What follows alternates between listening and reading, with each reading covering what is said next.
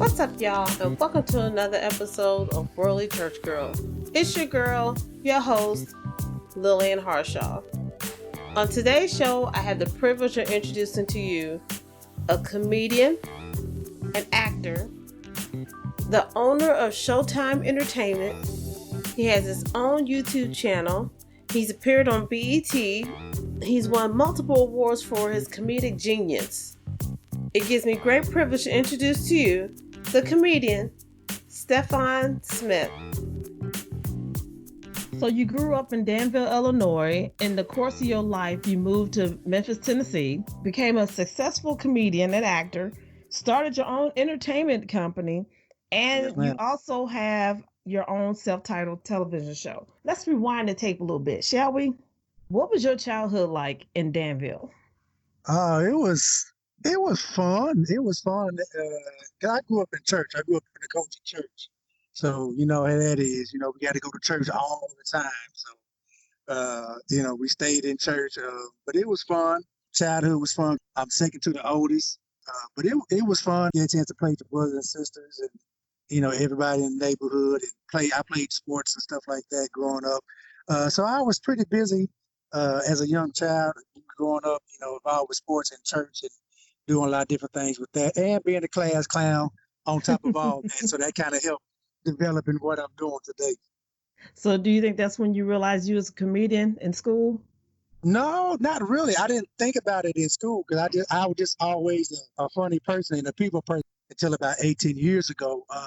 While I was modeling, I got into acting through my mentor who got me started. She was named Irma Johnson. She was doing a stage play here in Memphis, and she asked me, to be a part of it, and I told her yeah. So when I started doing the play, doing rehearsals, she was like, "Man, you so naturally funny. Would you be interested in doing comedy? If you would, I'll show you how to do it, and you can do it. I think you'd be good." And it went on from there. And I told her yes. So she showed me the ropes and how to do everything, and taught me how to work crowds, and just gave me a lot of good pointers. And here I am, 18 years later, able to do it full time now.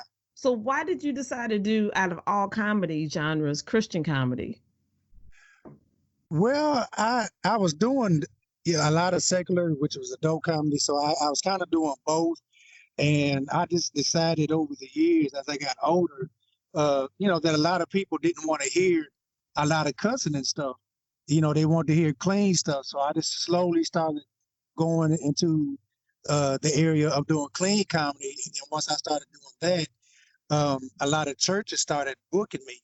So I just started doing, a lot of the Christian comedy, but I would still do a lot of secular comedy, but keep my comedy clean at the same time. So, but I get a lot of people that call me a Christian comedian because I do a lot of churches and I do a lot of Christian events, and I don't mind that because that's what I'm doing at the time. But I just tell everybody that I'm a comedian for everybody because I don't like to limit myself or put myself in a box. But I do a lot of churches for all types of churches, all denominations. So, and I love doing churches. So that's like my main, as you can say, my main clients that book me is a lot of churches and church type events. So I'm comfortable with that. I have fun with that but we growing up in Kojic church, I have a whole lot of stuff I could talk about. And even when I do secular events, I always mix in church some kind of way because that's my root, because I just want people to know how my faith in God is, because a lot of people that come to a lot of secular shows, they do go to church. So if I kind of sneak something in that's going with the flow of the show that I'm doing, then they kind of understand it. And do you remember your first joke? Ooh, no, I don't. I really don't. It was so long ago. That was 18 years ago. I really don't, because a lot of my shows, when I first get on stage, I mess with people. I used to mess with people a lot. So I probably was messing with somebody to kind of warm the crowd up. I really don't know exactly what the first joke was. It probably had something to do with me growing up getting whoopings. I probably don't know. and how the black family will whoop you different from the white family. So that's probably one of the first things I talk about. That's probably one of the first things I talked about in the show. And Lord knows we can sure relate to that, because my Oh God, yes. because Oh yes. my mama's from Tennessee, so you Yeah. know she believed in that good old fashioned Oh yeah. go get the switch. Exactly. I say that all the time. We had to go get our own switch, I not mean, them short ones, them long ones that had the thorns on them. We had to braid them together, yes. about two or three of them. And your So whooping got worse if you try to bring something small. Oh, you trying to be funny. yeah, yeah, and it got even worse if you tried to run. Who you tell it? Yeah. And, So the switches we got, they were so long when they hit you, just wrapped around your legs, you couldn't move or go nowhere. right. And I remember when the group whooping, and after it was all over, you would sit there and compare whelps. Like who Yeah, I remember the group whoopers going on. I remember when we was there watching somebody else get a whooping. We was crying too. We didn't even get hit yet. We was crying along with them. Right. I was always trying to push to be the last one, because by that time they tired. Or not my mom and dad, boy. They had energy for everybody.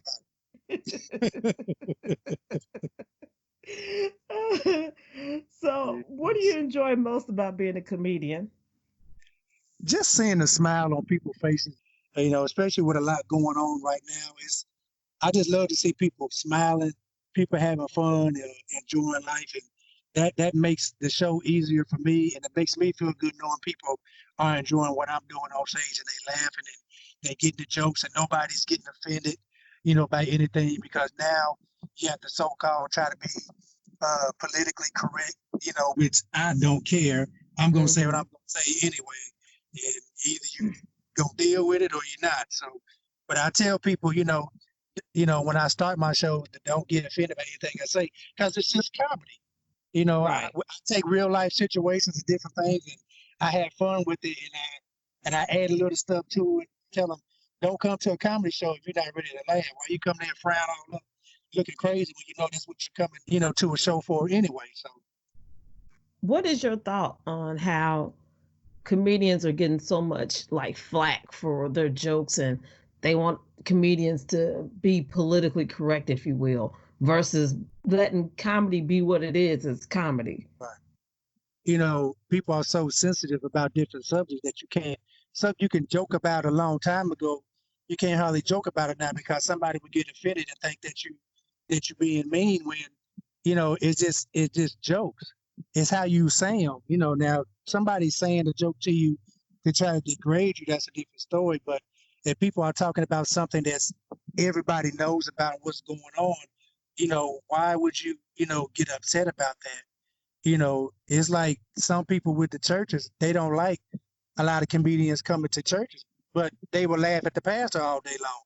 It's the same thing, but you just got a comedian do it. Or if you talk about gay people in a different kind of way, people think you're homophobic, or they think you're just down on them when you're just talking about funny stories that your friends may have did, that you may have that way, or somebody in your family is that way. But somebody's always gonna get offended, because nowadays you can't hardly say anything about certain subjects like that, because people will get mad and think that you're a phobia. You have a phobia for that. Now back in the day, even TV shows joked about all that stuff back in the That's day. right. But you can't do it now, because people would get mad and get offended, because everybody wants to be corrected. Don't nobody want to get offended. But I don't care. I say what I'm gonna say, and I just tell people from the jump, look, I'm gonna talk about stuff that everybody talk about, but I'm gonna have fun with it. And if you don't like it, pray for me later. You'll be all right. And I And just the keep funny it thing moving. So and the funny thing is like the same people that are upset with you are the same people that will go buy a movie ticket and watch the exact same thing. exactly. It's like it's a double standard, but I don't worry about it. And a lot of my other celebrity comedian friends and people that I talk to, they's like, man, just keep doing you, man. People gonna be who they are. You just keep doing it. And like I said, when you come into a comedy show, there's no telling what the comedian's gonna say. But if you come to a comedy show, it's a comedy show. It's jokes. Right. It's jokes. That's all it is. It's jokes and having fun. There's nothing degrading about anything, unless you can tell the comedian that got mad at somebody on stage and then start going off on them. But if they just telling jokes about a story that happened and somebody just happen to be bald headed, or somebody might have to funny or something like that. Like Arnez J, he's a favorite comedian of mine. He talks about his handicapped brother all the time Yes, he in the does. show. But you'll get people get mad because you thinking that he's making fun of handicapped people, but he's not. He's talking about his own brother and funny stuff that his brother do because he's handicapped. That's funny. So people gotta understand when it's a joke and when somebody's actually making fun of that person. Now, you do a lot of different characters too on your act. Which one is your favorite character?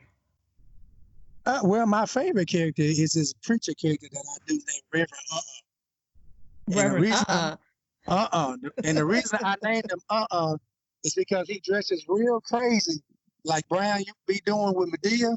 Mm-hmm.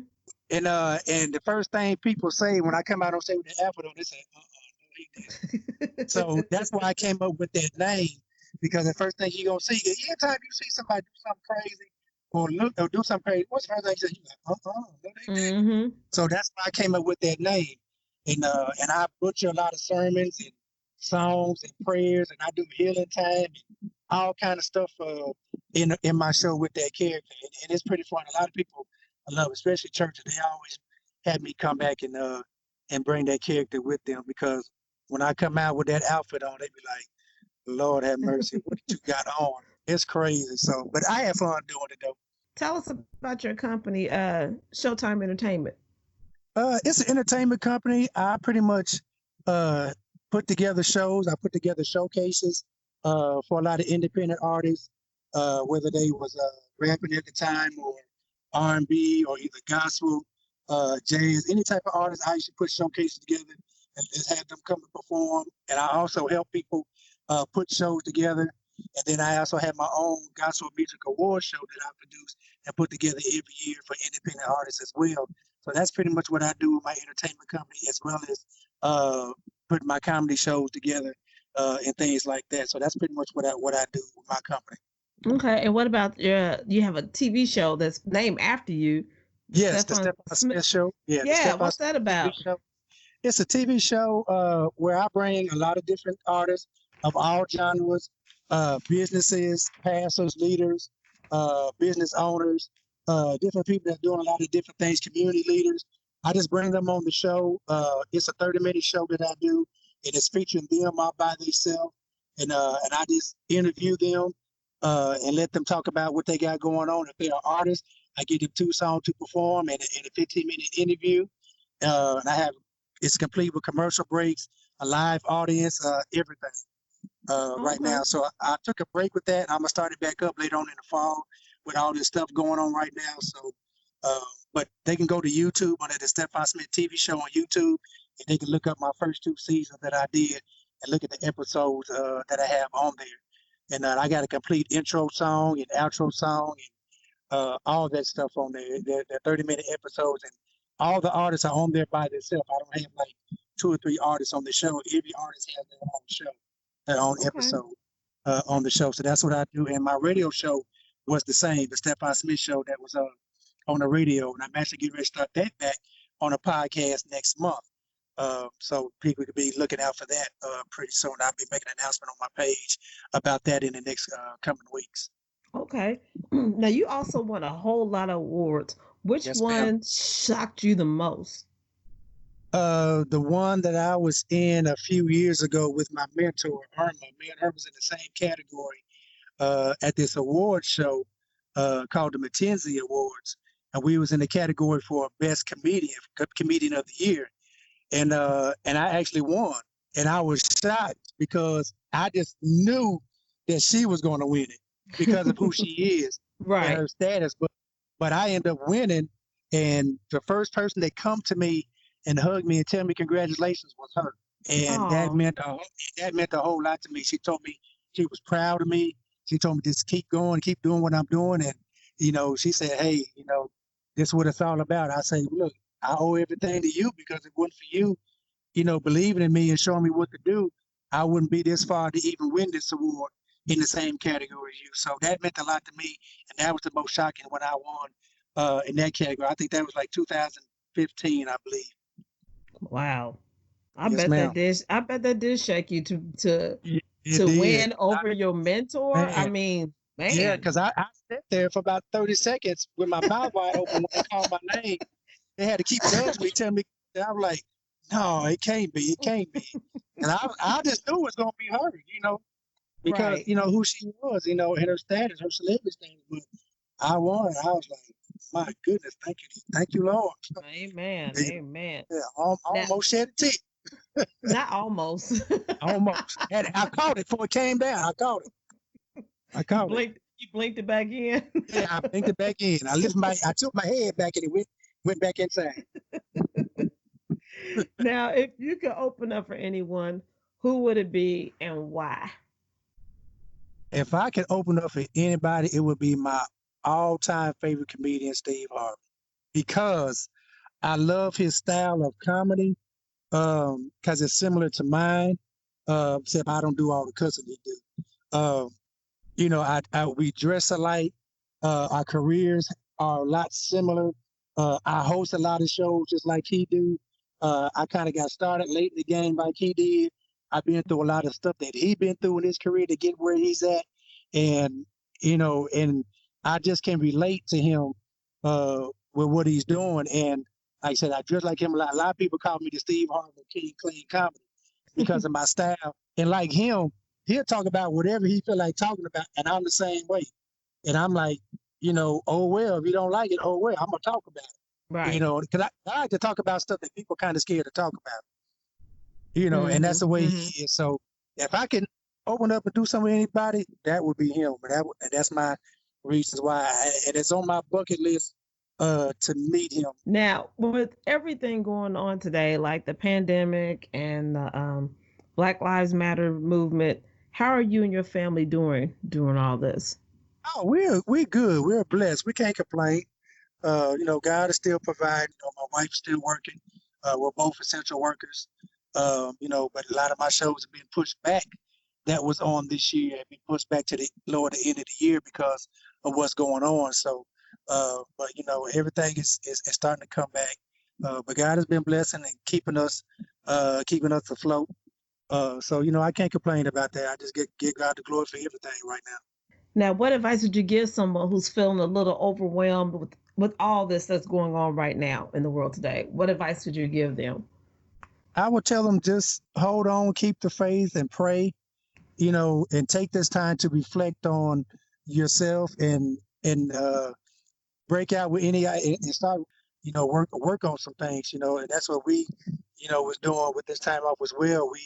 We getting ready to start a couple little businesses that we're going to announce pretty soon. So this time that we had off kind of gave us some time to really just sit back and reflect what we want to do, because you can't take for granted people having jobs and things like that, because anything can happen.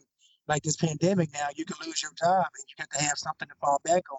Right. So decided while this stuff was off, even though we're still able to work, to try to put some of our plans together. Because I started doing a couple of side gigs after a lot of my shows got canceled, because that's all I'll do. That's all I do is comedy. And once a lot of my shows got canceled, pushed back, I said, man, I got to find something else to do until these shows come. So I started a couple little side gigs to get, some income coming in. So I was blessed to be able to, get a couple things going. And so I just tell people, work on your plan while you can, while this time is limited, and when everything gets back together, you'd be good to go, and you can still keep going with your plan as well as getting back to your job. There's nothing wrong with having multiple streams of income. That's right. That's right. Now, how can people contact you?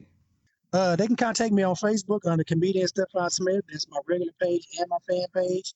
They can email me, comedianstephonsmith@gmail.com. Or if they're interested in booking me for a show, they can go to my website, comedianstephonsmith.com, and they can book me through there, or they can call me. My number is nationwide. It's 901-273-4039. And also my website, I have products on there. I have my DVD on there. I have T-shirts. I have posters. I have hats. I have my company T-shirts and my company hats that I just got in as well. So they can go on there and purchase my DVD that I have out called Laughter is Good for the Soul. And I also filmed a new one called Laughter is Good for the Soul 2, hashtag Touch 'em Lord, which I'm going to probably release this year. Later on this year. I was supposed to release it last year, but I had to get a lot of editing and things that I want to do. Then when this pandemic hit, it kind of pushed a lot of things back. So I'm going to release it later on this year, or I may just redo it again later on this year, maybe close to my birthday, which is in October. But they can get my DVDs. It's all clean stuff, no cussing on the DVD. So everything is on my website, ComedianStephonSmith.com. And they need to get that DVD because I saw your stuff on YouTube and you're hilarious. Thank you. You have no sense whatsoever. No, I really don't. And when you see me live, you really gonna think I ain't got no sense. That's just the video. But watch me live, I'm really ignorant. I'm really ignorant. But I'll definitely make sure that you get a copy of my DVD. Oh, thank you. I'm gonna send you one. I'm gonna send you one this week. That's what's up. Thank you, sir. Now I got one last question. You ready? Yes, ma'am. If you could have any theme song be your song when you walked into a room, what would it be and why? It would probably be Outstanding by the Gap Band because that's how I feel that I am. Come on now. I'm outstanding. Come on now. I feel like I'm outstanding in life and outstanding on the stage, and I'm an outstanding comedian. And that's one of my favorite songs because I'm an old school. That would be my song. And actually, that song used to be the intro to my radio show. When they heard that song come on, they knew my show was coming on. Man, you want to make me go get some skates and put them on. Do you hear me? Yeah. They don't know nothing about that. They too young. If they ain't over 35, they don't know nothing about it. Nah, they really don't. Nah, not a clue. Okay, well, I really enjoyed you. Yes, ma'am. Thank you. You are good. You are really good. Thank you. I appreciate that. I enjoyed it as well. Thank you, Stephon, for being on my show. You are hilarious. You are a comedic genius, and I can't wait to see how God blesses you. And if you would like to be on Worldly Church Girl, click the link below, shoot me an email, and let's see what we can do with that thing. You need to go ahead and subscribe. There's shows you missed you got to go back and listen to, and there's shows coming up you don't want to miss. And as always, thanks for joining your one and only Worldly Church Girl.